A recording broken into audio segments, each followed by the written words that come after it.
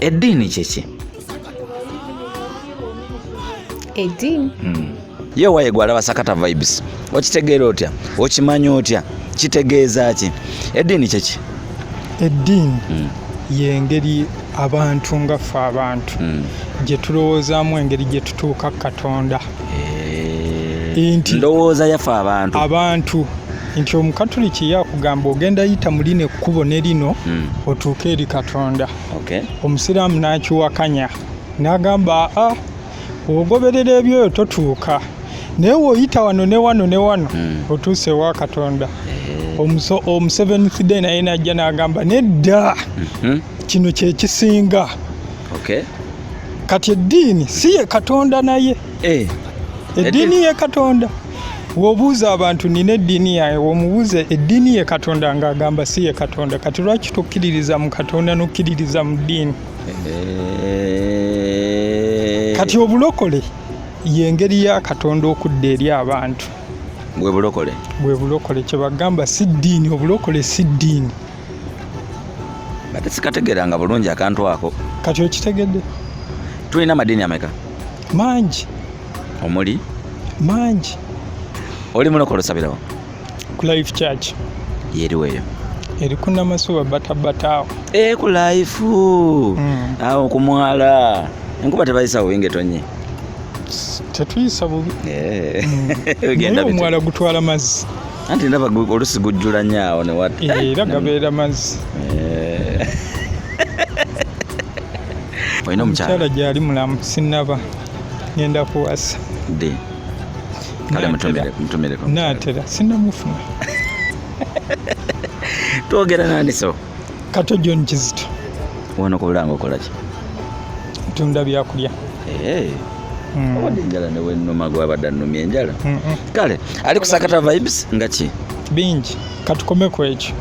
Ali ku Sakata vibes webale nnyo okulaba nga ndowooza otegedde eddiini kyeki zotegedde. Oyogera ddi ne Yesu? Anytime. Oyogera na Yesu oba Katonda? Ne Katonda. Yesu ye mwana wa Katonda. Ku bombi osinga kwogera nani? Bombi babiri njogera nabo. Katonda oyogera neddi? Yesu ye Katonda. They are all the same. Katonda oyogera neddi? Anytime nsobola okubeeraawo. I meditate. Okumeditatinga kuba kw'abanywi banjaga onywa njaga? Sinywa njaga. Okumeditatinga si kw'abanywi banjaga si kye kitegeeza. Kitegeeza ki? Kutuula wansi n'olowooza ku kintu. Like n'okifumiitirizaako n'okiwa obudde bwo n'ebirowoozo byo byonna. N'ofumiitiriza ku ekyo ekintu. That's the meaning of meditation. Kati wembeerawo n'enfumiitiriza ku sex mba ndi ku meditatinga? Obeera meditatinga ku sex kubanga ekyo ky'oba oyagadde okulowoozaako.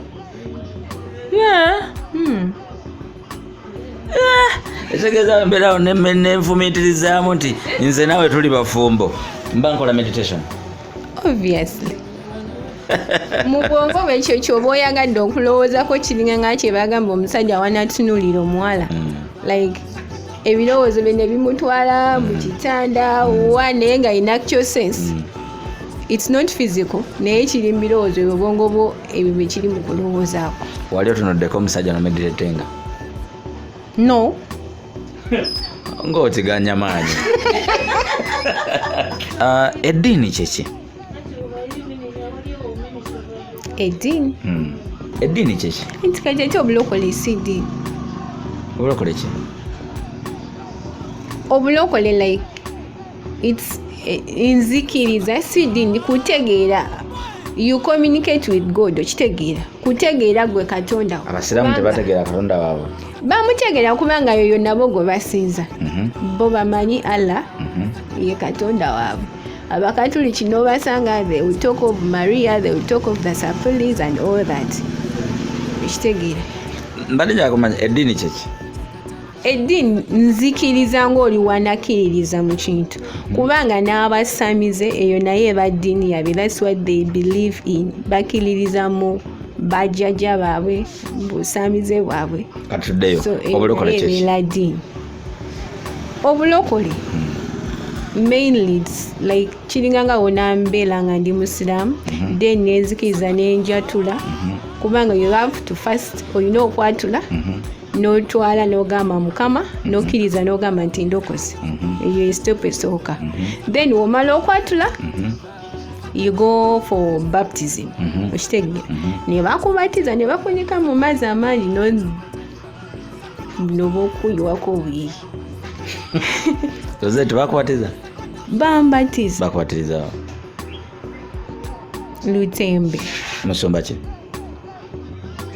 Pastor Tom abatiriza Lutembe oba we wali okumpi wekumpi boka sei wegabanga amazzi mangi bakunyikayo basooka gasabira then ne bakuteekayo abala some of them use pools so long as it's mazzi nga mangi yes ekituufu kiri nti abaana bangi yes abavubuka bangi tulokose kubanga bagamba okulokoka kirala n'okukyusibwa kirala webale ekitegeera bangi alokoka wembanga mbadde mu nsi nga nnyo omwenge nyenda nkola biki oli n'alokoka nalowooza nti bwe njatula ne ŋŋamba ntutte Yesu Kristo ng'omulokozi wange that's enough but that's not it bw'olokoka olina okukyuka bwe mba mbadde nnyo omwenge mba nina oguvaako bwe mba mbadde nyenda ebyokwenda mba nina obyesonyiwa bwe mba mbadde ngenda mu clubs nga mwensula